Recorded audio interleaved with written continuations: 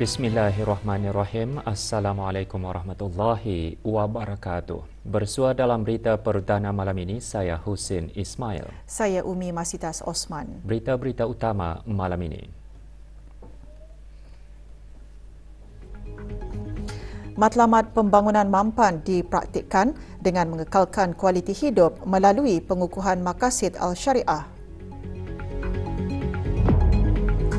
Pekerjaan di sektor swasta menyumbang kepada peningkatan purata pendapatan sebulan.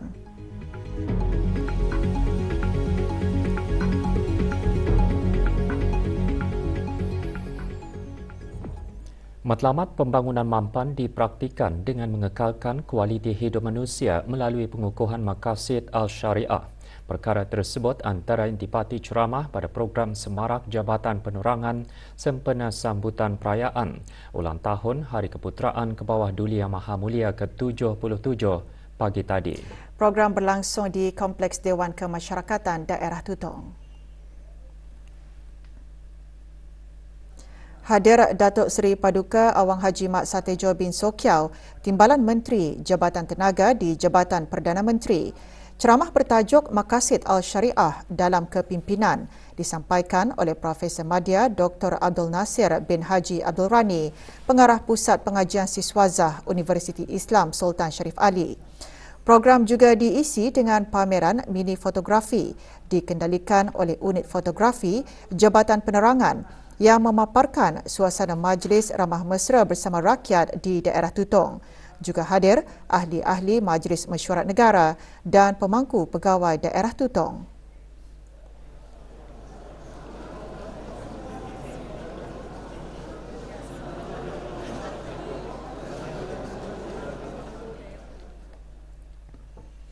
Para graduan Institut Tahfiz Al-Quran Sultan Haji Hassan Al-Bolkiah yang berjaya menamatkan pengajian diraikan pada satu majlis doa kesyukuran sempena haflud takharuj ke-11 Institut Tahfiz Al-Quran Sultan Haji Hassan Al-Bolkiah. Majlis berlangsung petang tadi di Pusat Persidangan Antarabangsa Brakas.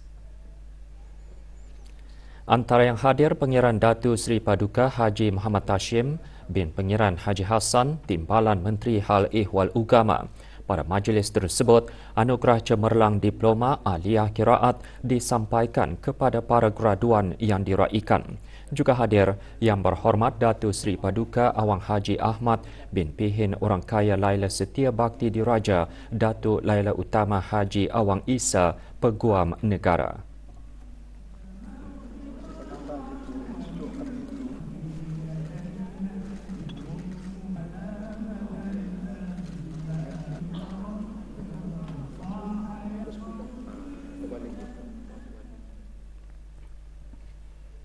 Para profesional dan pakar industri membincangkan perkembangan model manusia profesional di negara Brunei Darussalam melalui sidang kemuncak model manusia Initiate 2023. Acara 2 hari itu diadakan di The Empire Brunei. Perasmiannya disempurnakan oleh Dr. Hazri bin Haji Kifli, Naib Chancellor Universiti Brunei Darussalam. Dalam ucapannya, Dayang Hajah Nurul Haniah binti Haji Jaafar, Ketua Pegawai Eksekutif Progresif, menekankan peranan penting para pekerja sebagai nadi pertubuhan. Sementara ucap tama bertajuk Navigating HR in the New World disampaikan oleh Mei Leng Kwok, Ketua Serantau Institut Anggota dan Pembangunan Asia Pasifik. Organisations that sit on vast supply systems, which is traditionally where the cost is. Laporan Kajian Tenaga Kerja KTK 2022 menunjukkan peningkatan pekerja di sektor swasta sebanyak 0.7%, iaitu daripada 68.5% pada tahun 2021 kepada 69.2% pada tahun 2022. Lebih daripada setengah jumlah tersebut adalah pekerja tempatan yang sebahagian besarnya pekerja perkhidmatan dan jualan, diikuti oleh profesional, juruteknik dan profesional bersekutu. Dalam siaran akhbarnya, Jabatan Perancangan Ekonomi dan Statistik JPES Kementerian Kewangan dan Ekonomi menyatakan dari segi jenis kegiatan ekonomi, majoriti pekerja tempatan yang mencatatkan peningkatan adalah aktiviti perlombongan dan kuari, penginapan dan perkhidmatan makanan, perkhidmatan profesional, teknikal, pentadbiran dan sokongan. Hasil KTK 2022 menunjukkan peningkatan purata pendapatan sebulan dari semua pekerjaan sebanyak 16.5% iaitu daripada RM1,536 sebulan bagi setiap seorang pekerja di tahun 2021 kepada RM1,789 di tahun 2022. Peningkatan tersebut khususnya disumbangkan oleh pekerjaan di sektor swasta. Bagi kadar penyertaan tenaga kerja mencatatkan sedikit penurunan sebanyak 1.1% iaitu daripada 63.8% pada tahun 2021 kepada 62.7%. Ini adalah disebabkan oleh peningkatan penduduk di luar tenaga kerja terutamanya dalam kalangan berumur 55 tahun ke atas.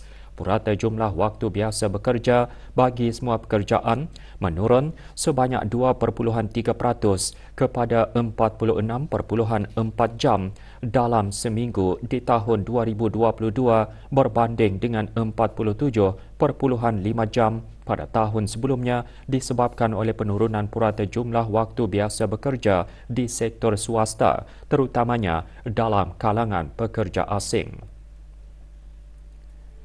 Kadar pengangguran mencatatkan sedikit peningkatan sebanyak 0.3% iaitu daripada 4.9% pada tahun 2021 kepada 5.2% pada tahun 2022 yang sebahagian besar terdiri daripada kalangan dewasa berumur 25 ke 29 tahun yang mempunyai kelulusan pendidikan peringkat tinggi. Bagi jumlah penduduk di luar tenaga kerja meningkat sebanyak 3.9% berbanding tahun sebelumnya. Dengan sebanyak 94.6% adalah mereka yang tidak aktif untuk mencari pekerjaan dan tidak bersedia untuk bekerja disebabkan masih dalam pengajian, sedang menjalani kursus latihan dan mempunyai tanggungjawab keluarga atau isi rumah. Bagi peringkat usia pula, 32.1% daripada jumlah penduduk di luar tenaga kerja merupakan golongan belia. Laporan KTK 2022 boleh didapati melalui laman sesawang JPES. Sebarang pertanyaan hubungi talian atau melayari laman sesawang yang tertera.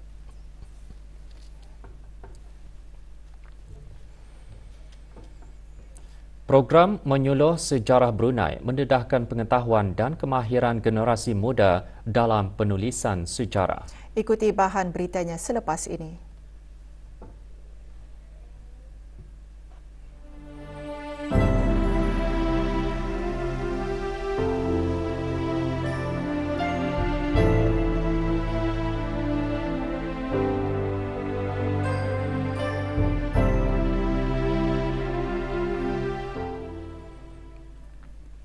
Jabatan Pembangunan Masyarakat JAPIM, Kementerian Kebudayaan Belia dan Sukan menerima sumbangan daripada Bank Islam Brunei Darussalam BIBD melalui bahagian Kumpulan Perbankan Runcit RBG.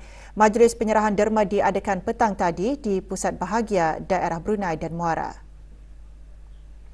Derma berjumlah RM2,500 disumbangkan untuk tabung orang-orang cacat. Sumbangan tersebut diterima oleh Dayang Mirani Floriza binti Abdul Rahman, pemangku pengarah pembangunan masyarakat, daripada Dayang Hajah Rohani binti Haji Saleh, Ketua Bahagian Jualan Bahagian Kumpulan Perbankan Runcit BIBD.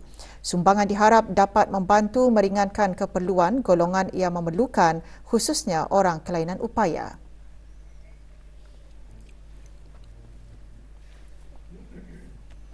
Kebolehan dan kemahiran generasi muda dalam menghasilkan dan mengongsikan kajian sejarah berbentuk ilmiah didedahkan melalui program Menyuluh Sejarah Brunei kali kelima bertemakan Melayu Islam Beraja Benteng Pertahanan dan Kestabilan Negara Program dianjurkan oleh bahagian Pusat Pengkajian Borneo PEN Borneo dengan kerjasama Persatuan Sejarah Brunei Persebar.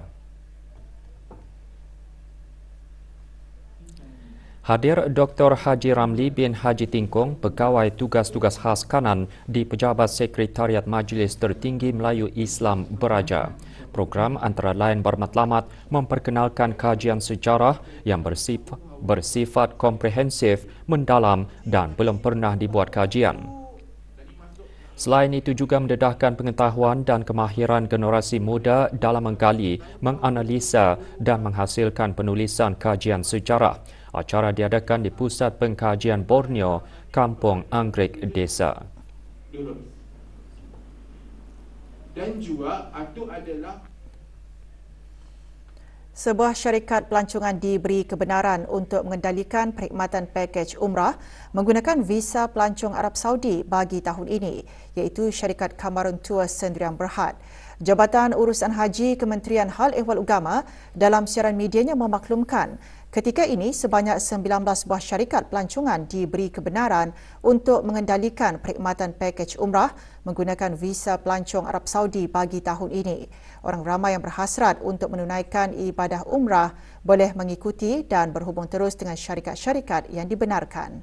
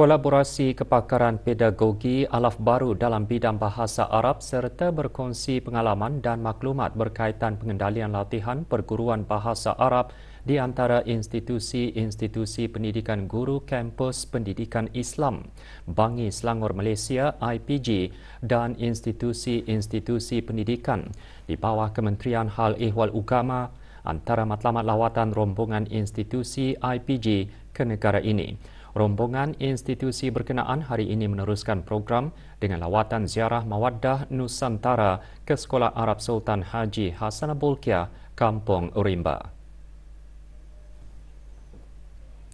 Semasa berada di Sekolah Arab, kedua belah pihak mengadakan sesi perbincangan dan sesi ceramah motivasi disampaikan oleh wakil rombongan lawatan kepada pelajar-pelajar sekolah tersebut. Lawatan seumpamanya merupakan atur cara terakhir bagi program ziarah Mawaddah Nusantara ke negara ini. Lawatan mereka juga bertujuan membuat tinjauan pelaksanaan pedagogi bahasa Arab di salah sebuah sekolah Arab di negara ini. Memupuk budaya membaca akan meningkatkan minat membaca dalam kalangan kanak-kanak. Perkara tersebut antara yang dikongsikan semasa pembentangan kertas kerja siri webinar Galakan Budaya Membaca 2023. Siri webinar yang diungkayahkan oleh Dewan Bahasa dan Pustaka melalui bahagian perpustakaan itu diadakan secara dalam talian pagi tadi. 156 orang menyertai siri webinar kali ini. 2 kertas kerja dibentangkan. Siri webinar seterusnya akan diadakan pada hari Selasa 22 Ogos ini. Bagi yang berminat untuk mendaftar, sila layari Instagram rasmi Dewan Bahasa dan Pustaka menerusi @perpustakaan DBPBSB.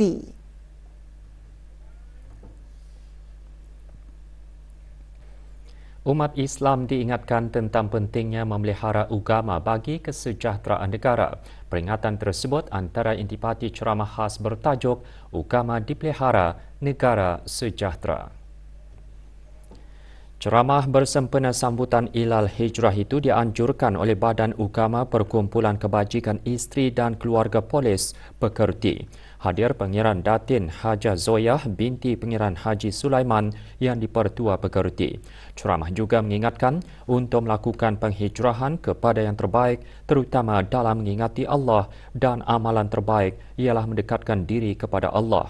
Majlis berlangsung di Surau Ibu Pejabat Polis Gadong.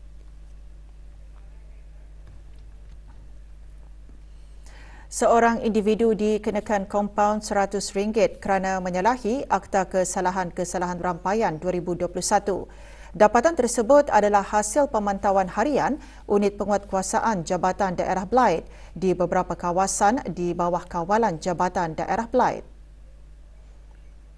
Individu atau badan korporat diingatkan agar mematuhi peraturan dan undang-undang yang berkuat kuasa di negara ini bagi sama-sama menjaga kebersihan kawasan dan alam sekitar dengan membuang bahan-bahan buangan di kawasan yang disediakan oleh pihak kerajaan. Sebarang aduan hubungi talian 3334 335 sambungan 1404 atau 1153. Kejohanan Petong Asia kelima akan berlangsung esok hingga 21 Ogos depan di Kuala Lumpur, Malaysia. Persekutuan Sukan Bolis Brunei Darussalam berlepas lewat petang tadi bagi menyertai acara tersebut. Kontingen negara diketuai oleh Ketua Pasukan Awang Haji Muhammad bin Panglima Askar Datu Paduka Haji Abdullah, Presiden Persekutuan Sukan Bolis Negara Brunei Darussalam.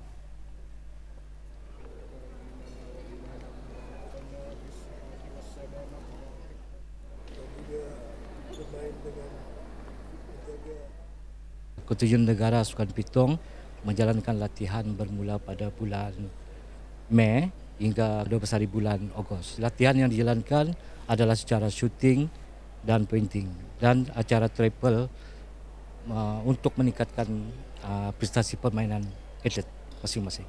Saya berharap pasukan kontingen negara kita ini memperoleh sebarang pingat.